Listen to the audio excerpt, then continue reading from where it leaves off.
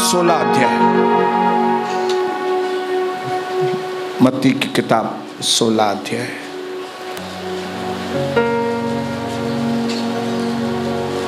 प्रभु का वचन हम सबके जीवन में फलवंत हो, यही हमारी दुआ है। 13 वचन से आगे मैं आपके लिए पढ़ रहा हूं। Matthew 16 verse 13। ओके, सबने खोला? जब यीशु कैसरिया फिलिप्पी के क्षेत्र में आए, तब उन्होंने अपने चेलों से पूछा। आप इसको इस तरह से पढ़ सकते हैं कि जब यीशु उल्लासनगर कल्याण के क्षेत्र में आए, तब उन्होंने अपने चेलों से पूछा कि लोग मनुष्य के पुत्र को क्या कहते हैं। आपके शहर में, उल्लासनगर में, अंबरनाथ में, कल्याण में यीशु मसीह के लिए क्या बोलते हैं? तब उन्होंने कहा, कुछ तो यूहन्ना बपतिस्म देने वाला कहते हैं, कुछ नबी एलिया कहते हैं, और कुछ नबी यिर्मयाह या नबियों में से कोई एक। हर एक अपना अपना टाइटल दे रहा है आपको। तब यीशु ने उनसे पूछा, परंतु तुम मुझे क्या कहते हो? तब शिमोन पतरस ने उत्तर दिया, आप जीवित परमेश्वर के पुत्र मसीह हैं। और यीशु ने उसको उत्तर दिया, ध्यान से सुनिए, यीशु ने उसको क्या उत्तर दिया। हे शिमोन, योना के पुत्र, तू धन्य है, मांस और लहू ने नहीं, परंतु मेरे पिता ने जो स्वर्ग में है, यह बात तुझ पर प्रकट की है। ये तुम्हारी इंटेलिजेंसी की वजह से तुमको नहीं मालूम पड़ा, क्योंकि तुम बुद्धिमान समझते हो अपने आप को, तो तुम जान गए कि मैं कौन हूं। नहीं, प्रभु ने बोला, ये तुम्हारी बुद्धिमानी वाला जवाब नहीं है, ये तुम्हारे मांस और लहू की वजह से तुमको मालूम नहीं पड़ा, लेकिन ये चीज स्वर्ग से तुम पर प्रकट हुई। स्वर्ग ने पर्दा खोला और ये रोशनी तुम्हारे ऊपर डाली। आज पिता, हम पर भी स्वर्ग से रोशनी चमके। मेरे हृदय की यह विनती है पिता, हमें से एक भी व्यक्ति आज ऐसे ही वापस न जाए, लेकिन स्वर्ग की रोशनी को पाकर हम यहां से वापस जाएं पिता। जो भी ध्यान को भटकाने वाली गंदी बातें हैं वो दूर हो जाए, लेकिन आज हमारा ध्यान आपकी ओर, चित्त आपके ऊपर लगाओ, नए बनकर हम यहां से वापस जाएं, यीशु मसीह के नाम से।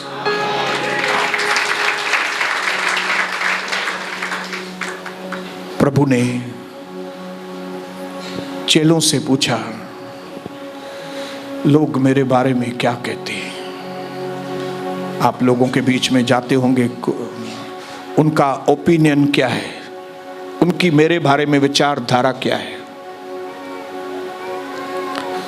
तब चेलों ने लोगों की विचारधारा यीशु मसीह को, प्रभु को बताई कि कोई लोग बोलते हैं ये नबी है, कोई कहता है एलिया है, कोई कहता है यूहन्ना बपतिस्म दाता वापस आया है, वो आप है, फलाना फलाना फलाना टीरा।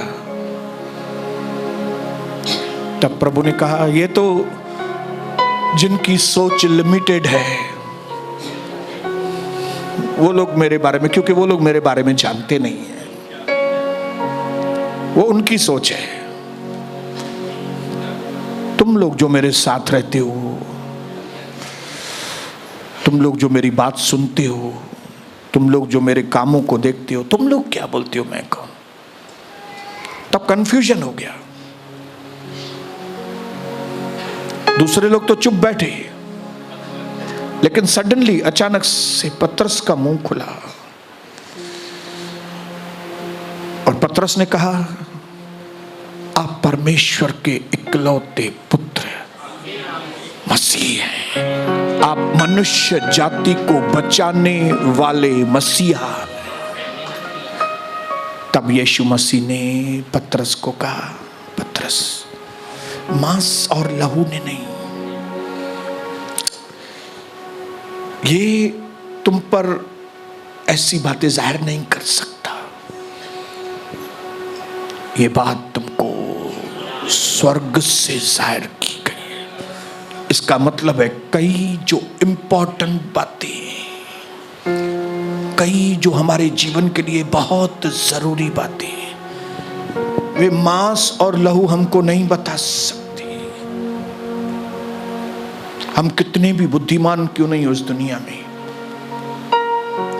लेकिन कई बातें हम इस मांस फ्लैश और खून के द्वारा, अपनी बुद्धि के द्वारा हम नहीं जान सकते। बाइबल के अंदर लिखा है, कुरिन्थियन 2 अध्याय 9 वचन में लिखा है, जो आंखों ने नहीं देखा, जो कानों ने नहीं सुना, जो बातें मनुष्य के चित्त में नहीं आई, वे बातें परमेश्वर ने अपने प्रेम करने वालों के लिए रखी हैं। लेकिन आंखों ने देखी नहीं तो मालूम कैसे पड़ी, कानों ने सुनी नहीं मालूम कैसे पड़ी, हृदय का कभी आई नहीं वो बातें तो मालूम कैसे पड़ी।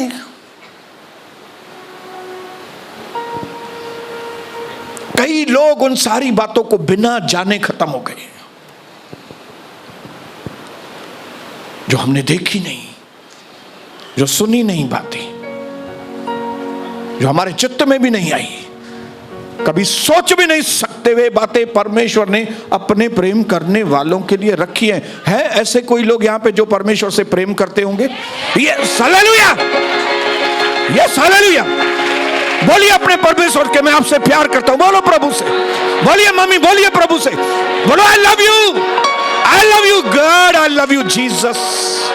यीशु मैं आपसे प्यार करता हूं। अगर आपके पड़ोस में कोई मुर्दा व्यक्ति बैठा है, मुर्दार बहन है कोई, उसको बोलो, बोल मुंह से, बोलो मुंह से बोलो कि प्रभु से आप प्यार करते हो, नहीं तो चले जाओ इधर से। बोलो हालेलुया, हालेलुया, हालेलुया। क्योंकि जो परमेश्वर से प्रेम करेंगे उनके ऊपर वो बातें प्रकट हो, दूसरों के ऊपर प्रकट होने वाली नहीं। हालेलुया। आज कई लोग प्रभु से वैसा प्यार नहीं करते। क्यों नहीं करते? इवन सिर्फ 3 घंटा देने में भी उनको हिचकिचाहट होती है। हालेलुया। अपने 2% के कामों को वो अहमियत देते हैं, लेकिन प्रभु के समय को अहमियत नहीं देते। आप ऐसे लोगों से कभी उम्मीद मत रखना कि उनके ऊपर रोशनी आएगी, उनको स्वर्ग की बातें मालूम पड़ेंगी, लेकिन सिर्फ वे लोग जो परम प्रधान के चाहे हुए स्थान में बैठेंगे, सिर्फ वे लोग जो अपना समय निकालकर कमरा बंद करेंगे, सिर्फ वे लोग जो अपने प्यार का इजहार करने के लिए प्रभु के साथ बैठेंगे। खाली प्रभु हमसे प्यार करता है, प्रभु हमसे प्यार करता है, वे लोग नहीं। मैं प्रभु से प्यार करता हूं, मैं प्रभु से प्यार करता हूं, ऐसे लोगों को परमेश्वर की जरूरत है। प्रभु तो सबसे प्यार करता है, लेकिन प्रभु को जरूरत कौन से लोगों की है? जो प्रभु से प्यार करते हैं। हालेलुया। जो पुनरुत्थान का दिन हमने 2 दिन पहले एंजॉय किया, मैं आपको बताऊं, ये पुनरुत्थान की ब्लेसिंग्स सिर्फ उन लोगों के लिए, ये पुनरुत्थान वही उनका होगा, मरी हुई आशीषें उनकी जिंदा होंगी जो प्रभु से प्यार करते हैं। हालेलुया। मेरी जिंदगी में कई आशीषें मर गई थी पहले, लेकिन आपको मालूम है वो हमारी मरी हुई आशीषें जिंदा होती है। मेरी पत्नी और मेरे बीच में प्रेम मर गया था ही नहीं, मर गया था, वापस से जिंदा हुआ। हालेलुया। आप चाहते हो कि आपके जीवन में जो मरी हुई ब्लेसिंग है वो वापस जिंदा हो जाए? कौन सा तरीका है?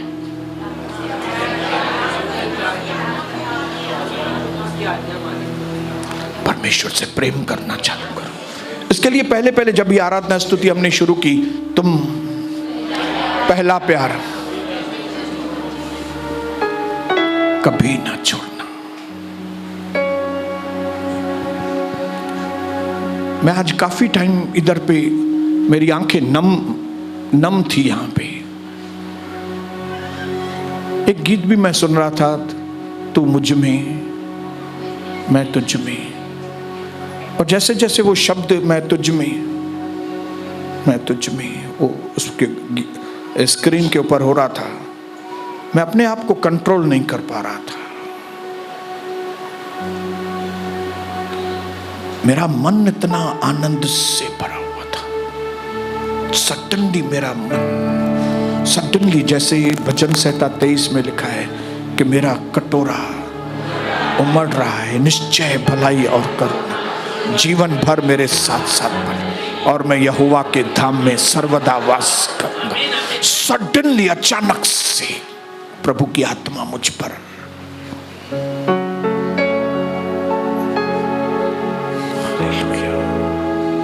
और मुझे एक चीज समझ में आ गई, जो आशीषें मेरी मर गई है वो मरी हुई पड़ी नहीं रहेंगी। बोलिए अपने पड़ोसी को, जो आशीषें मर गई है, मेरे जीवन की जो आशीषें मर गई है वो मरी हुई नहीं पड़ी रहेंगी, वे जिंदा हो जाएंगी। हालेलुया। मैंने जो पैसे खोए हैं वो ऐसे खोए हुए नहीं रहेंगे, वे वापस आएंगे। जो मेरे घर की शांति खो गई है वो खोई हुई हमेशा नहीं रहेगी, वो शांति वापस आएगी मेरी जिंदगी में, वो बरकतें वापस आएगी, मेरा प्यार प्रभु के साथ वापस आएगा।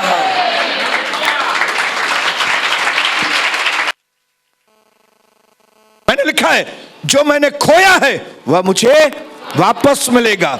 जो मेरी खुशियां मर गई हैं वे वापस जी उठेंगी। जो रिश्ते मेरे टूट गए वे वापस से सही तरीके से बनेंगे। जो पैसा डूब गया है आपका, वह ब्याज के साथ वापस मिलेगा। जेल के दरवाजे खुल जाएंगे, दुश्मन सारे के सारे हार जाएंगे आपकी जिंदगी।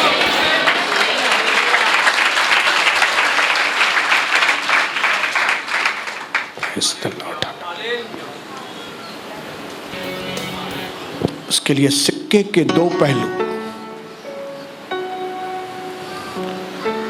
कंप्लीट यीशु जो है ना, वो एक सिक्के के जैसा है जिसके दो पहलू हैं।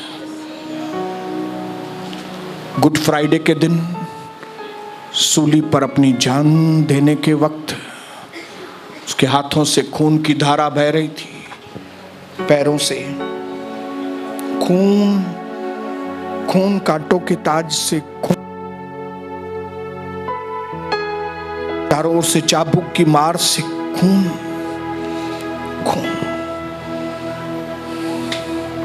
बेइज्जती, उसकी ओर गंदे शब्द लोग बोल रहे थे। पूरी दुनिया को एक मैसेज था, मानो परमेश्वर बोल रहा था सारी दुनिया को, आई लव यू। इस हालत में से समझ जाओ, आई लव यू, आपके लिए मैं ये भुगत रहा हूं। लेकिन जब तीसरे दिन जी उठे, कब्र खाली, तो मानो खाली कब्र में से एको की आवाज आ रही थी। एको आवाज गूंजती है ना, एको की, वो एको था, मेरा पावर। एक जगह मेरा प्यार, दूसरी जगह मेरा पावर। ये चीजें सिर्फ वही व्यक्ति समझ सकता है जिसको ये बातें स्वर्ग से जाहिर, और स्वर्ग से उन्हीं लोगों के ऊपर ये बातें जाहिर होती जो लोग प्रार्थना वाले लोग होते हैं।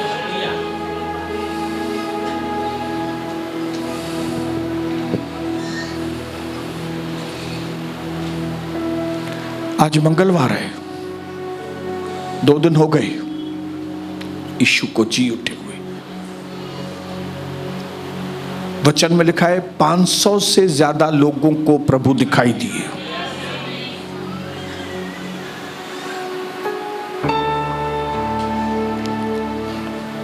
क्योंकि ये बहुत इंपॉर्टेंट इवेंट था। कई लोग अपने प्रार्थना जीवन को खोते हैं, लेकिन कई बार एक चीज ऐसी टच होती है कि उनका जो प्रार्थना जीवन है वो वापस से रिवाइव हो जाता है, वापस से आग लग जाती है।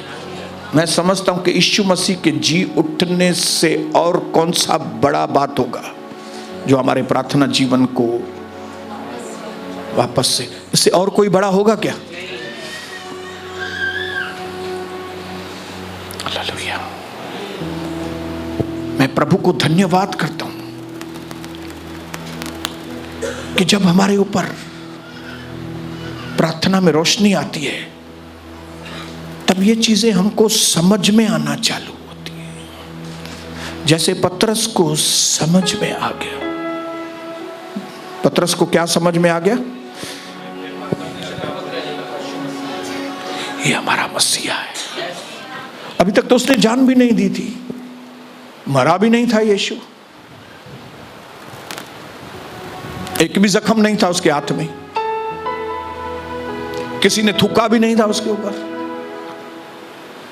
फिर कैसे मालूम पड़ गया पतरस को? यीशु मसीह ने बताया, परमेश्वर ने जाहिर की। जो चीज अभी हुई नहीं है लेकिन वो विश्वास के साथ बोल रहा है। हालेलुया। सब चीजें समझ में आना चालू हो जाएंगी आपको। जिस दिन ब्रदर आप प्रार्थना वाले व्यक्ति बनेंगे ना, आपको दुनिया की एक एक चीज समझ में आएगी। आपको अपने जीवन की एक एक चीज समझ में आएगी। परमेश्वर क्या है आपको समझ में आएगा। परमेश्वर का सेवक क्या है आपको समझ में आएगा।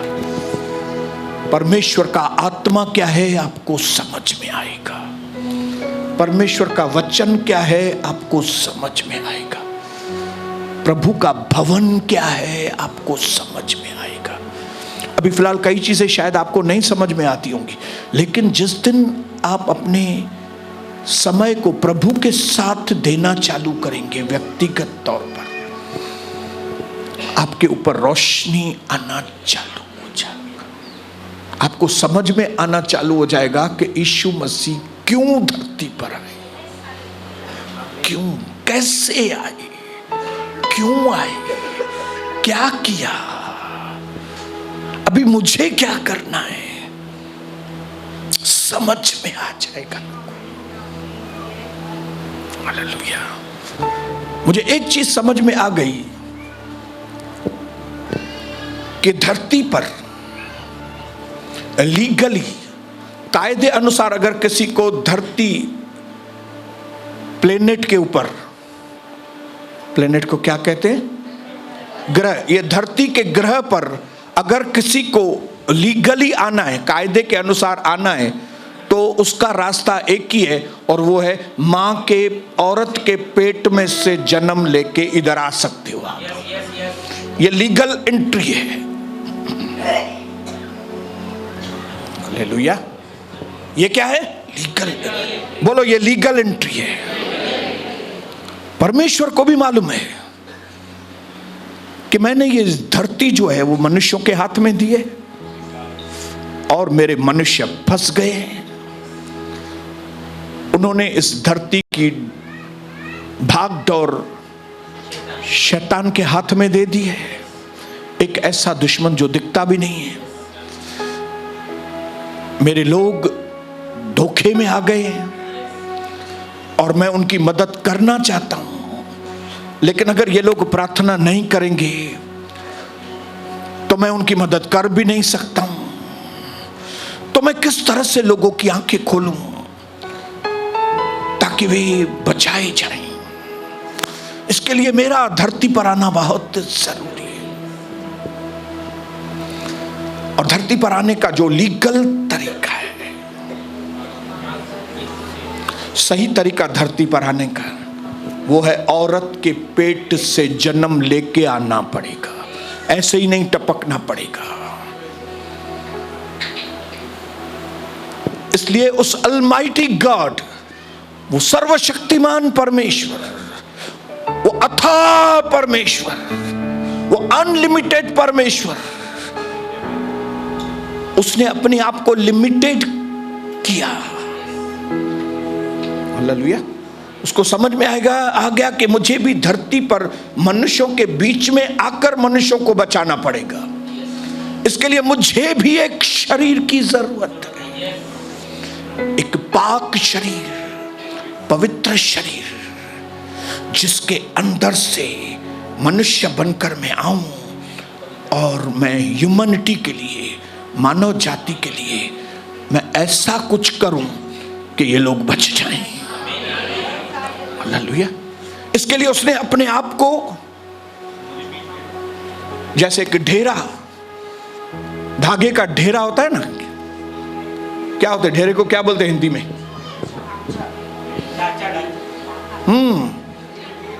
उसने अपने आप को रैप किया, रील उसने अपने आप को ऐसा बांध के छोटा किया और एक औरत के अंदर से, जिसका नाम मरियम है, उसने अपने आप को उसके अंदर और फिर उसके द्वारा उसने जन्म लिया। क्यों? क्योंकि दूसरा कोई रास्ता ही नहीं है। आपको और मुझे बचाने का कोई दूसरा रास्ता नहीं है। हमें नरक की आग से बचाने का कोई दूसरा रास्ता नहीं। वो ऊपर बैठ के कुछ नहीं कर सकता है, उसको ऊपर से नीचे आना पड़ेगा। लेकिन ऊपर से नीचे आने का और कोई रास्ता है ही नहीं उसके लिए, क्योंकि और कोई रास्ते से आएगा तो वो इलीगल है, और इलीगल काम कभी परमेश्वर करेगा नहीं। उसको एक बॉडी की जरूरत थी। बोलो बॉडी, शरीर। उसको एक देह की जरूरत है। जैसे शैतानी आत्मा, उसको देह की जरूरत है। उसको अगर कोई देह नहीं मिलेगी वो काम नहीं कर सकेगा। इसी तरह से परमेश्वर, अगर उसको देह नहीं मिलेगी वो काम नहीं कर सकेगा। शैतान भी काम नहीं कर सकेगा। प्रभु को लोगों की भलाई करनी है, लेकिन उसके लिए उसको देह चाहिए। शैतान को लोगों को बर्बाद करना है, लेकिन उसके लिए भी उसको देह चाहिए। इसका मतलब है प्रभु और शैतान दोनों को देह चाहिए। अभी मालूम नहीं आपने देह किसको दे के रखा है, मुझे नहीं मालूम। अगर आपने परमेश्वर को अपनी देह दी है, जैसे मैंने दी है, तो आपकी देह के द्वारा मानव जाति का भला होगा। लेकिन अगर आपने अपनी देह प्रभु को नहीं दी है, उसको छोड़ के बाकी किसको भी दी है, मतलब शैतान को दी है। क्योंकि इस दुनिया में खाली दो ही लोग हैं, या तो प्रभु है, या तो यीशु है, या तो अगर आपका यीशु के साथ प्यार नहीं है, मतलब आपने अपनी देह प्रभु यीशु को नहीं दी है, तो आप दुनिया के लिए बड़े नुकसानकार। ये बातें सिर्फ वही लोग समझेंगे जो परमेश्वर को जानते हैं। हालेलुया। मेरे इस शरीर की शैतान को भी जरूरत है, मेरे इस शरीर की प्रभु को भी जरूरत है। शैतान उधर से बुलाता है, प्रभु उधर से बुलाता है। प्रभु दूर खड़े होकर बुलाता है कि हम अपनी मर्जी से उसको दे दें। शैतान दूर खड़े होकर नहीं बुलाता है, वो धोखे से आता है और हमारे अंदर देह को समाने में कोशिश करता है, ताकि वो हमारी देह को, हमारे जज्बातों को इस्तेमाल करे और लोगों को नुकसान पहुंचाए। समझ रहे हैं बात को? हालेलुया। लिखा है शैतान को भी विश्वास है कि यीशु मसीह प्रभु है, लेकिन वो कांपता है। मतलब उसके अंदर जज्बात हैं, वो आत्मा है और उसके अंदर जज्बात है, लेकिन देह नहीं है। उसको देह चाहिए। प्रभु प्यार है, उसको भी देह चाहिए। प्रेरितों का काम 10 अध्याय 38 वचन, जाना पहचाना वचन है। प्रेरितों का काम 10 अध्याय किस तरह से, ऐसा लिखा है 10:38। मैं आपके लिए पढ़ता हूं ताकि आपको समझ में आए सबको, कि परमेश्वर ने किस प्रकार यीशु को पवित्र आत्मा और सामर्थ्य से अभिषेक किया। यीशु हर जगह भलाई करते और शैतान के सताए हुए सब लोगों को स्वस्थ करते रहे, क्योंकि परमेश्वर उनके साथ था। यीशु को देह मिली, वो भलाई करते जा रहा था। कौन से लोगों की भलाई करते जा रहा था? जिनको शैतान ने पीड़ित किया था। शैतान पीड़ित करता है, यीशु चंगा करता है। शैतान तकलीफें देता है, प्रभु तकलीफों में से बाहर निकालता। यह सिलसिला चालू है। अभी मुझे नहीं मालूम आपने अपनी देह किसको दी है, आपके पीछे कौन सा फोर्स काम करता है। हालेलुया। जिस दिन आपके पीछे परमेश्वर का फोर्स काम करेगा, आपकी जिंदगी ऊंचाई के ऊपर। पैसों की बात मैं नहीं कर रहा हूं, पैसे स्मगलर लोगों के पास भी है, इसका मतलब नहीं वे बहुत अच्छे लोग हैं। पैसे चीटरों के पास भी हैं, इसका मतलब नहीं वो लोग सही लोग हैं। पैसे वैश्याओं के भी पास हैं, इसका मतलब नहीं कि वो बहुत अच्छी औरतें हैं। पैसा मर्डरर लोगों के पास भी है। पैसा नहीं बात कर रहा हूं मैं एक जीवन की बात कर रहा हूं, मैं लाइफ की बात कर रहा हूं। हालेलुया। क्या आपका आपकी माँ बाप के साथ, क्या आपका आपकी पत्नी के साथ, क्या आपका अपने पति के साथ, क्या आपका अपने बच्चों के प्रति एक प्यार से भरी हुई जिंदगी है? क्योंकि जब यीशु आता है तो जीवन पाते हैं। ऐसा नहीं लिखा है जब यीशु आता है तो हम पैसे पाते हैं। हालेलुया। ये चीजें कौन से व्यक्ति समझ सकते हैं?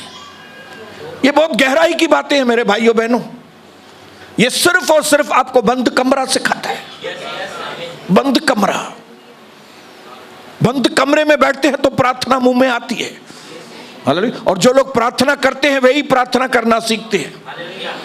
किताब पढ़ने से प्रार्थना नहीं आएगी।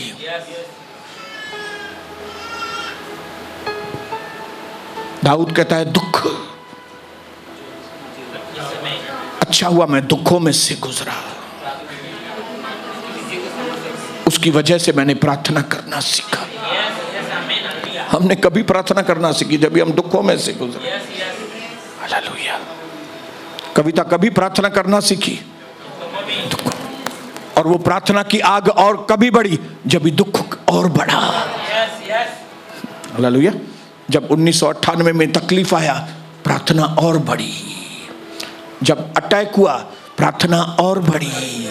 2011 में फिर अटैक हुआ और प्रार्थना बढ़ी। उसके पहले 2007 में बड़ा झटका लगा और प्रार्थना बढ़ी। और फिर उसका नतीजा क्या हुआ? प्रार्थना बढ़ी, प्रार्थना बढ़ी, प्रार्थना बढ़ी, प्रार्थना बढ़ी। आज हम बड़ी आशीषों के अंदर अपनी जिंदगी को बिता रहे हैं। आज मैं आप लोगों को इनकरेज करना चाहता हूं भाइयों बहनों। हालेलुया। स्वर्ग में आपके लिए एक प्लान है। स्वर्ग में आपके लिए एक योजना है, और परमेश्वर चाहता है कि वो योजना आपके ऊपर जाहिर हो। लेकिन उस योजना को जाहिर होने का जो तरीका है वो है आपको प्रभु के साथ बैठना।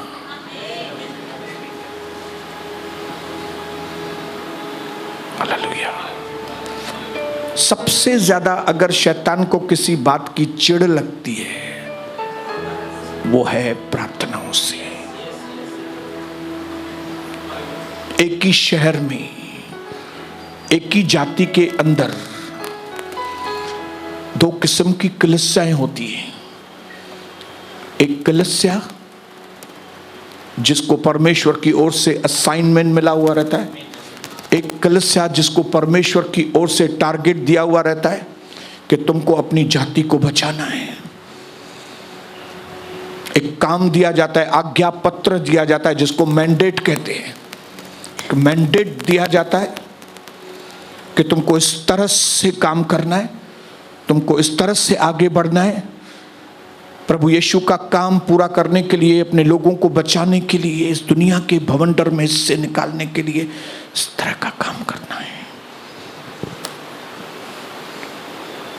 वो कलीसियाएं इतना जल्दी बढ़ती नहीं है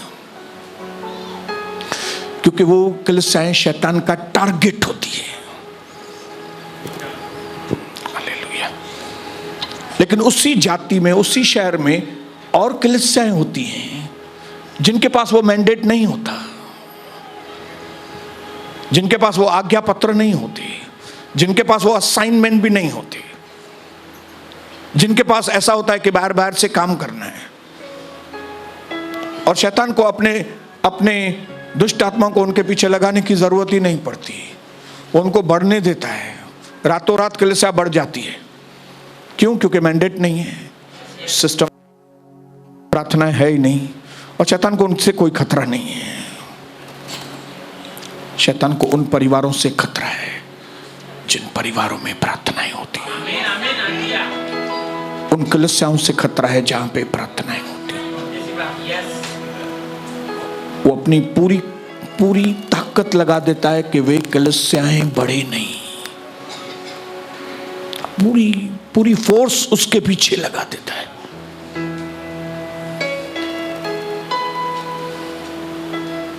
लेकिन आज नहीं तो कल ऐसे परिवार ही खाली, ऐसी कलीसियाएं ही खाली आशीषित होती है।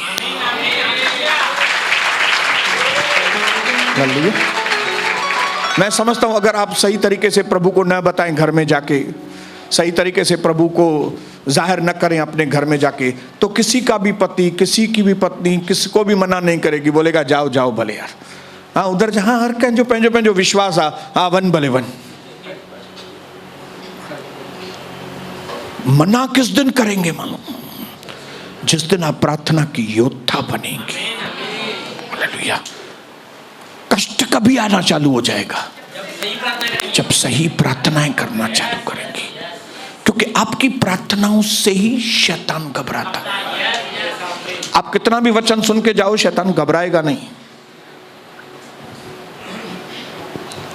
घबराहट तभी शुरू होती है जब आप प्रार्थना करना, क्योंकि आप प्रार्थना करते हो तो रोशनी आती है, आप प्रार्थना करते हो तो सामर्थ्य आता है, प्रार्थना करते हो तो शैतानी शक्तियां हिलती हैं। जो कुछ तुम पृथ्वी पर बांधोगे स्वर्ग से बांधा जाएगा, जो कुछ तुम पृथ्वी पर आजाद करोगे वो स्वर्ग। जिस दिन ये बांधने वाली प्रार्थना शुरू करते हैं ना, अपने पति को पत्नी को लहू से बांधने के लिए, फिर देखो हेडे नवानी नौथी मां चई छॾियो मैं बस घणो ही अॻिते थी वधे आने वाली। मैंने कई पतियों को देखा है, भाई आप क्यों नहीं आते? मुझे ज़ाल चेती नमन। शाबाश, हालेलुया, शाबाश। लेकिन अभी मुझे समझ में आ गया है भाइयों बहनों, भी आपको समझ में आना चाहिए। कई बातें मुझे समझ में आ गई और मैं चाहता हूं कई चीजें अब आपको समझ में आना चाहिए। उनमें से एक चीज समझ में आना चाहिए आपको, प्रार्थना नहीं करेंगे तो कुछ भी नहीं होगा। जैसे चलते हैं वैसे ही चलते रहेंगे, लेकिन जो प्रार्थना करेंगे तो बुढ़ौल होना चालू हो जाएगा। हालेलुया। क्योंकि प्रार्थना ही ताकत है, प्रार्थना ही जीवन की सांस है, प्रार्थना ही पावर है। इस प्रार्थना के टॉपिक को आने वाले समय के अंदर मैं और आगे लेकर जाऊंगा। इस आग को इधर हम ठंडा नहीं होने देंगे। ये कलीसिया प्रार्थना वाली कलीसिया है। इस भवन में आग है, इस भवन में आग है। और मैं चाहता हूं कि मेरे भाइयों बहनों, आप इस आग को और बढ़ाएं। मनुष्य का अट्रैक्शन हमारे जीवन से हमेशा खत्म। हमारे जीवन में सिर्फ प्रभु का अट्रैक्शन, और वो तब भी होगा जब एक बार उसकी ब्यूटी को आप देखेंगे। एक बार बंद कमरे में सही तरीके का प्रभु का दर्शन आपको होगा ना, तो उसकी खूबसूरती आपको मालूम पड़ेगी। और जिस दिन उसकी खूबसूरती आपके सामने आ जाएगी ना, आपको और कोई चीज अच्छी नहीं लगेगी। अच्छी नहीं लगेगी मतलब उसकी कंपेयर में। ऐसा नहीं कि हमारे घर के लोग हमको अच्छे नहीं लगेंगे, नहीं, उसकी कंपेयर में, उसकी कंपेयर में समझ में ही नहीं आएगी बात को। जैसे ट्यूबलाइट की रोशनी और सूरज की रोशनी। ट्यूबलाइट में भी रोशनी है, लेकिन अगर सूरज चमका तो उसके सामने ये ट्यूबलाइट खबर भी ना पाऊंगी ट्यूबलाइट बरेला होंगी, पर खबर मालूम ही नहीं पड़ेगा ट्यूबलाइट चालू है, क्योंकि सूरज है। जिस दिन आपका प्रभु के लिए प्यार, उस दिन सारी दूसरी बातें आपको फीकी लगेंगी। जेको अगे ये लटकंदा से माण्हुनि जे पुठियां, जैसे कविता पहले मेरे पीछे लटकती थी, मेरे पैरों को चूमती थी, मुझे घोट मुझसा प्यार करे, मुझे घोट मुझसा प्यार करे, मुझे घोट मुझसा प्यार करे। लेकिन जिस दिन प्रभु यीशु के साथ उसका सामना आमना हुआ, उसने वो पैरों को चुम्मी देना बंद कर दिया, क्योंकि उसको उससे भी बड़ा प्यार मिल गया।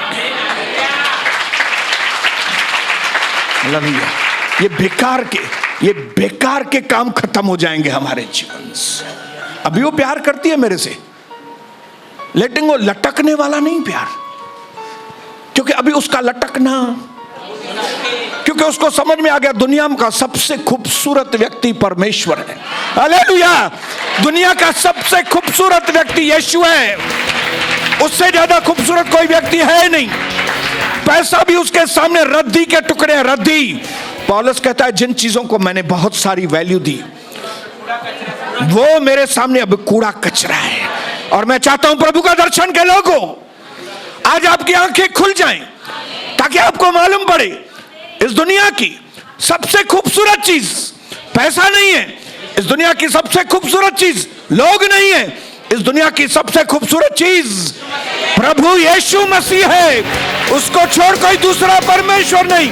और कमरा बंद करो जाके घर में, उसकी खूबसूरती को देखो जाके, आपका मुंह चमकने लगेगा, आपकी जिंदगी बदल जाएगी, अंधकार दूर हो जाएगा और आप प्रभु के करीब आ जाएंगे, यीशु प्रभु के नाम से।